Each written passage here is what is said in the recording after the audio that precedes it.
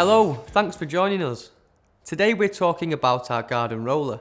This incredible piece of gardening equipment is ideal for compressing the soil and smoothing off lawns, giving you a professional finish. It's lightweight when empty, can be easily transported, and it can be filled with either sand or water. You should always wear the appropriate PPE when using this equipment. We advise heavy-duty gloves and steel toe cap boots. Before using the roller, clear your lawn of rubbish, loose stones, and any other debris that may be an obstruction. The more preparation you do, the better the result. Next, connect a hose pipe to an external tap to fill the drum with water. Alternatively, you can fill the drum with sand.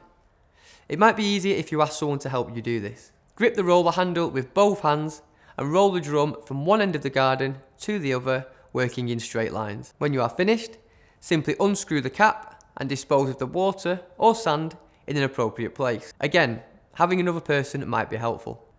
Finally, clean the roller, ready to be returned to your local HSS branch. To find out more and view our full range of gardening equipment, visit hss.com today.